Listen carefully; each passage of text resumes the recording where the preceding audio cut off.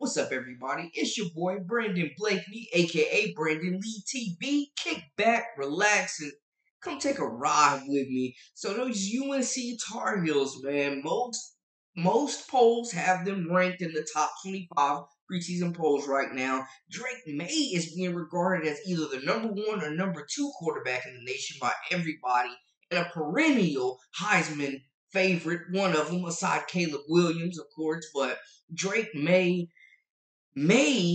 have seen his Heisman hopes take a hit with the denial of his supposed to be number one target, Tez Walker's immediate eligibility to play. His waiver has been denied by the NCAA. Now they're going to appeal it. But this is heartbreaking news, not only for a kid that is moving home to play in front of his family and his ailing grandmother, but also his impact on the team cannot be replaced. He is supposed to be the number one target coming from Kent State.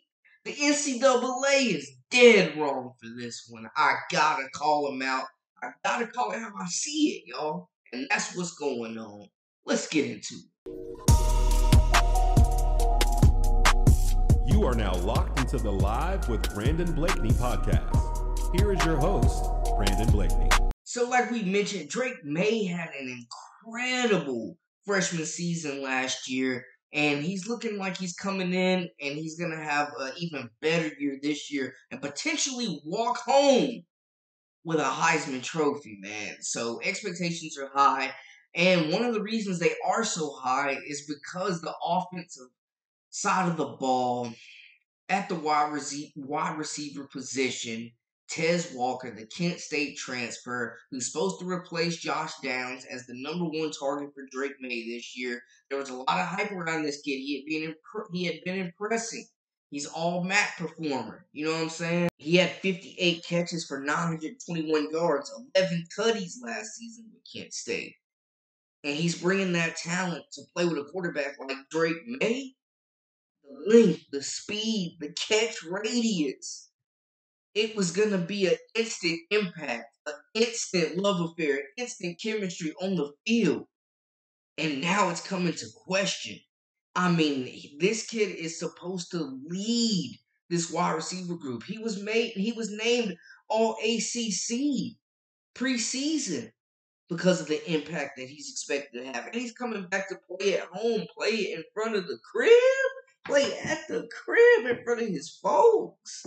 I mean, come on. He's being punished by a recent rule the NCAA made meant to it seems like punish kids that transfer twice.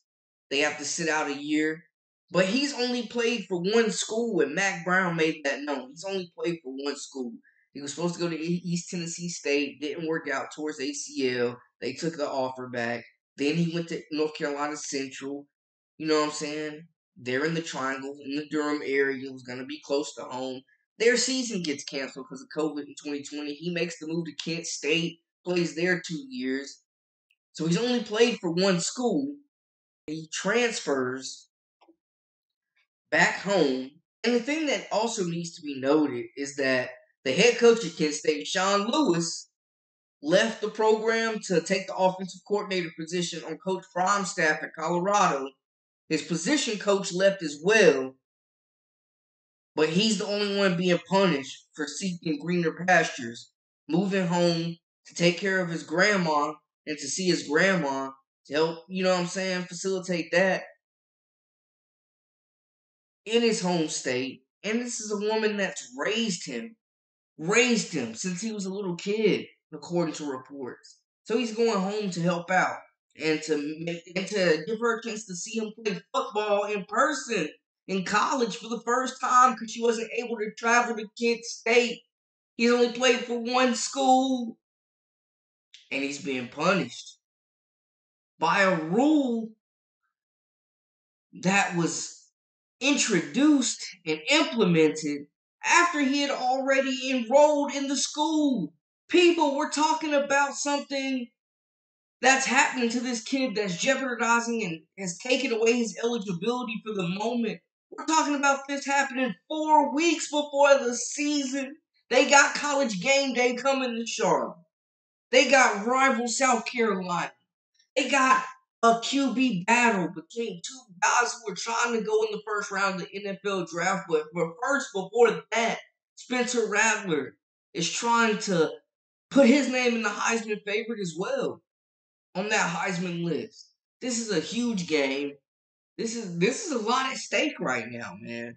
The good news is though, it seems like they are certain and feel pretty good about the appeal going in their favor and getting Walker back on the field before the season starts.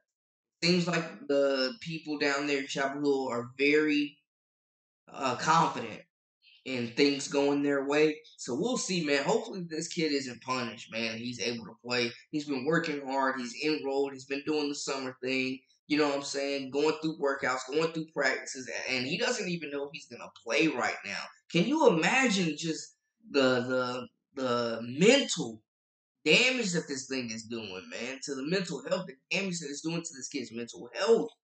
I mean, it's ridiculous. Just that's a lot. That's a lot of pressure. That's a big weight on your shoulders, man. So we'll see. But Carolina, without him, their team takes a huge hit, and I believe Drake May's Heisman hopes takes a huge hit as well. So, and this is a kid that we could really see blossom. He's got 2 years left of eligibility. Walker does. Could continue just to explode onto the scene.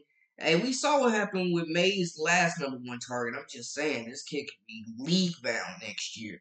And he's having to delay his plans potentially for a year because of some nonsense from the NCAA trying to control things.